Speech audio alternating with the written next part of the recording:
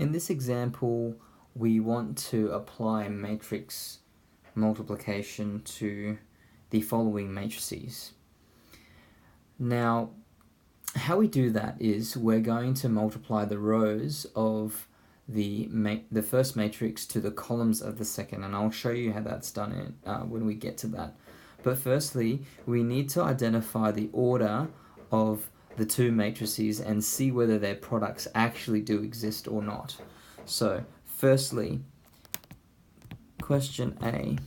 Write down the order of the two matrices. So, A is, and you can see here that there's 2 rows and 3 columns. So, is a 2 by 3 matrix. Okay, and B is going to be the other way around, is a 3 by 2 matrix.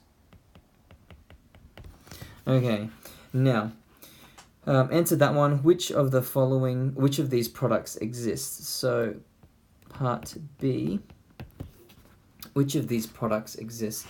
Now, we're considering B times A.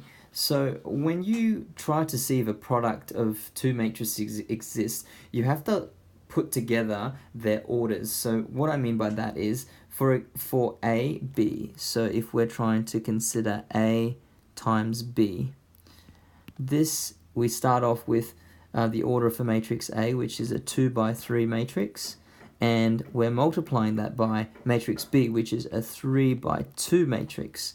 So the little trick here is to identify the 2 in the middle here, and if these 2 in the middle are the same, then we can say that a product A and B does exist, and this is called conformable. So these matrices are conformable, meaning that their products exist. And what you'll find is that the product of both A and B will give you a 2 by 2 matrix. So the other trick is to choose the other 2 orders that are on the outside. So if we write down a statement here, which of these products exists, we can say BA exists, giving a result matrix of order 2 by 2. Okay, let's answer the next one. We're looking at whether BA exists. Okay, so we'll do the same thing. B is a 3 by 2 matrix, and we're multiplying that by a 2 by 3 matrix using our trick again. These two numbers are the same, so yes, we therefore have a conformable situation. The result is a 3 by 3 matrix. So BA exists, giving a result matrix of order 3 by 3.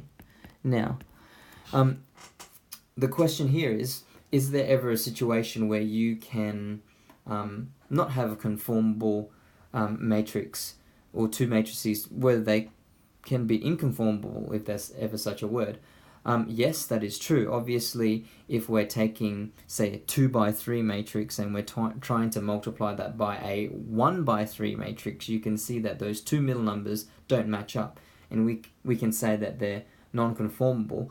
So yes, there are situations that will give that, but with this example here, fortunately, both of them are able to give us a product. Okay, now question C is write down the order for the products which exist, and looks like we've actually done that already. In part B already, we've said the result of A, B gives an order of 2 by 2, and the result of BA gives an order of 3 by 3, so we've actually already answered that one already. Let's go on to example D. It says now to calculate the products which exist. So both do. We're calculating the product of A times B. So we're basically taking this matrix here and multiplying it by this matrix here. Okay, and we're going to do exactly what I had mentioned earlier, which is multiply the rows of the first matrix by the columns of the second. So the way we do that is we are going to multiply the, we're going to multiply the, oh, I'll keep on drawing this line here. I want the pointer. I do want the pointer. Okay, there it is. Okay, so we're going to multiply the rows of the first matrix. Keeps on coming up. It's not allowing me. Okay, multiply the rows of the first matrix by the column of the second matrix. So, firstly, we're going to take the first element, 1, and multiply it by 2, which is the corresponding element in the column of the second matrix. I'm going to add that to 2 times 0. I'll write it all out and then I'll use the pointer to show you exactly what I've done. Okay, so I've multiplied 1 and 2 and added that to 2 times 0 and added that to 3 times 5. So this row is being multiplied by this column. Okay, that's the first element in our resultant matrix here. And the next bit is 1 times negative 1 plus 2 times 4 plus 3 times 3.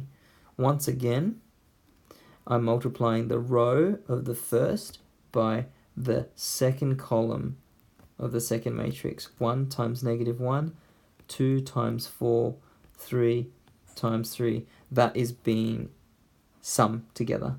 Alright, the next bit is I'm going to multiply this row by this column, and then that's the third element, and the fourth element is this row by this column, so we would have accounted for everything. So I'm going to pause the video at this stage and then write out the rest.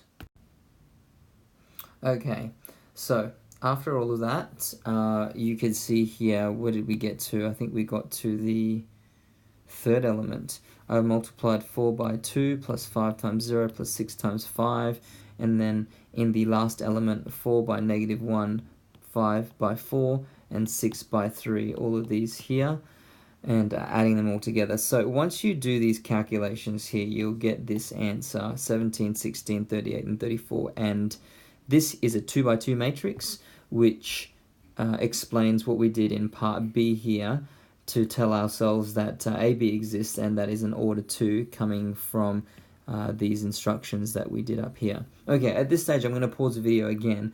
I want you to try do the operation B times A. Okay, so that exists and you're going to get an order 3 matrix. So see how you go with that by applying the same ideas we did here, and we'll come back and I'll put the answer up for you.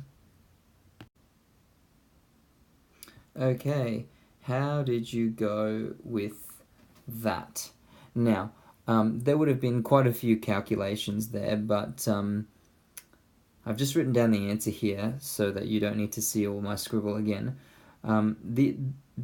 We specified earlier that the multiplication of B and A gives us an order 3 matrix, which is this one down here.